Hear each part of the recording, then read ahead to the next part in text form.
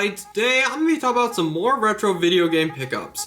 Now, if you're new here, Casino has the submarine the bell. So I've done a few of these in this series. I think I did like 2 for video games and then like 1 for like DVDs and CDs. But I kind of wanted to talk about some video games because I got some really good ones. And if you hear a little bit of roaring, it's because the winds are like 60 miles per hour. So just wanted to note that, but I kind of wanted to talk about this today. So yeah, let's get started. I got some really good titles. So I'm going to start with something that's not really video games, but something that will help record video games. So for a while, I have been using video capture like HDMI, USB, like capture cards, like the really cheap ones.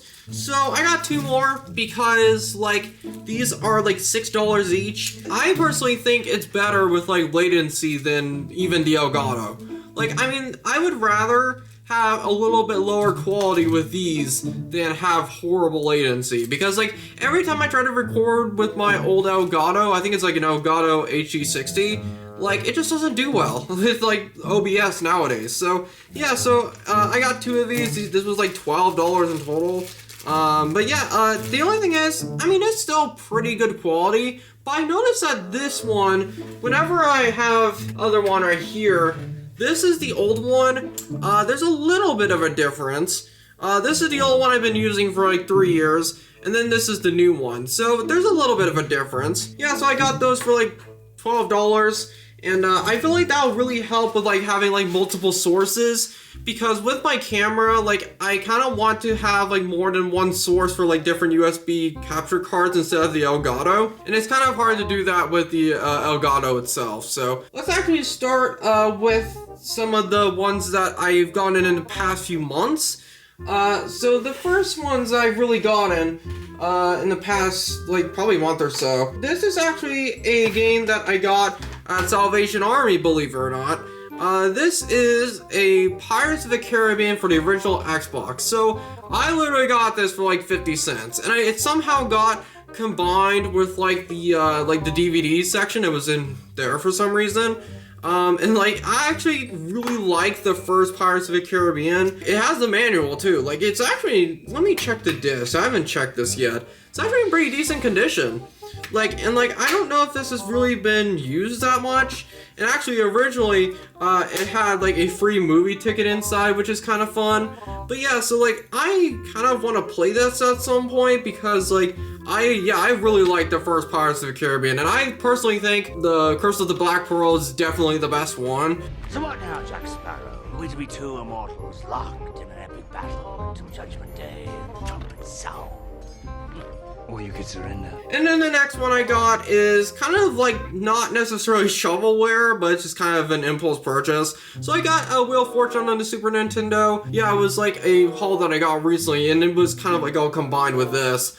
Yeah, I got this for like $5, and I think I did own this before, and like I bought it at one of my local flea markets like 3 or so years ago, and it was really bad. Like, it just barely worked. So this is a different cartridge, so hopefully it'll work better, because like I actually think Wheel of Fortune is my favorite like game show probably ever. And I actually did a video like a few days ago with the Wheel of Fortune on the iPhone, and I actually really liked that video. So yeah, so I actually kind of like this because like I really like the game show itself. So, and then here's some inbox games. So normally I don't get inbox games because they're insanely expensive, but I have a couple. So the first one is a Nintendo 64 game, which is actually the first ever Nintendo 64 game that I actually have the box for. So this is a inbox version of Mission Impossible. I don't remember like the quality of the game itself, but this literally has the actual cartridge in it too. Now, I don't think it has the manual. Oh crap, I just realized these freaking stickers. These suck. Like, whatever you do, please don't put these stickers on here, like, people. It sucks, but yeah, so I actually got the full box, and this is the original box from, like, the 90s. And actually, this was, like, very cheap. Like, I got this for like $10 and like no one else was bidding on it. I guess people didn't want it. Even though like no one was bidding on it, I still sniped it on eBay anyway, because like there are some people who will really wait until the last like 5 seconds to bid on something. So yeah, hopefully it might be decent. I actually haven't seen the reviews on the game yet, but and then this is a video game in the box that I actually got like I think 2 weeks ago now. I got Donkey Kong for the Atari 2600. So I think the reason why I like the Atari 2600 a lot is because it really is the only game system left that you can get in-box games for pretty cheap. Like, this was only like $20. Actually, I think it was $15 because they had a bit of a discount going on. Now, I've seen this in public before, and for some reason, I thought it was a ColecoVision game. Like, I thought this Coleco, like, logo right here was, like, ColecoVision itself. I didn't know it was for the Atari. But yeah, so I got Donkey Kong for the Atari 2600. And I actually also saw the Atari 2600 at the same store. And they were selling I think it was a Vader model. They were selling it for like $80, which is crazy because like, I think it was like, yeah, 2017, I bought the Atari, the wood grain model, which is personally my favorite, for like $80 with 26 games. So yeah, it's just gone up a lot. But here are the 5 games that I just got today. And I mentioned this in, I don't remember what video it was. I think it was actually the reproduction video games video.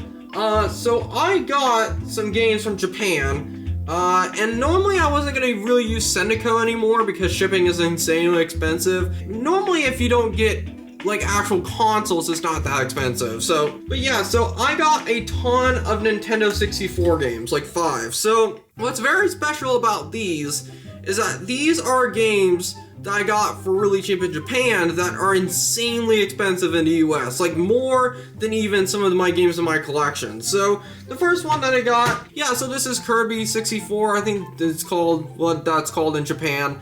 And the thing is, with all of these cartridges are in really good condition.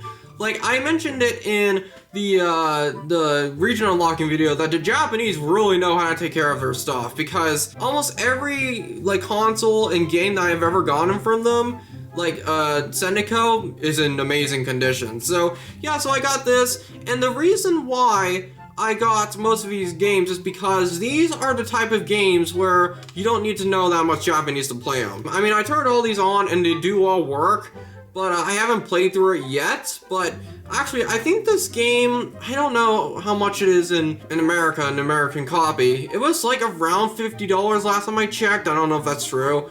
But yeah, so this is a pretty expensive game. I think I got this for literally $3 max. That's one thing, is that like getting games, especially Nintendo 64 games, are so cheap in Japan. So yeah, I got Kirby. Now I've actually never really played Kirby games that much, like really at all. Like I'm not really that familiar with like the game series itself. I actually did get a copy that I just found out was Kirby, like when I bought the GameCubes and stuff like that a few years ago. I actually saw that they included Game Boy games, and one of them was Kirby's Dream Land 2. And that one didn't really require that much like knowledge of Japanese. I am not really familiar with this, but I'm gonna play this pretty soon. So, and then the next one I have is F-Zero X. So this is a version of F-Zero that is kind of based on like the F-Zero from the Super Nintendo. And I played the F-Zero for the Super Nintendo like in the few videos ago. And I actually really like that game. Like, and I thought for a while that Super Nintendo was a little bit overrated. Like some of the games I just wasn't really impressed by. But F-Zero is an amazing game. And I actually have not tried this one yet.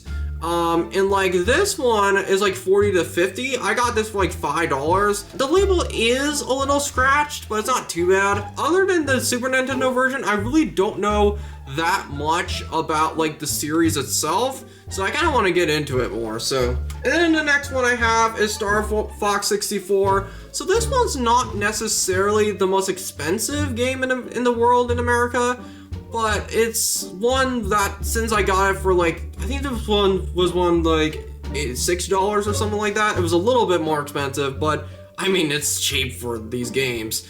But yeah, so I got Star Fox 64. I don't have the Super Nintendo version yet. I will purchase that one at some point because that's actually a pretty cheap game for the Super Nintendo. I actually don't really know about Star Fox that much. I know that there was like a little bit of series later on, but yeah, so I got this, even though this one is probably the least expensive in America out of all these.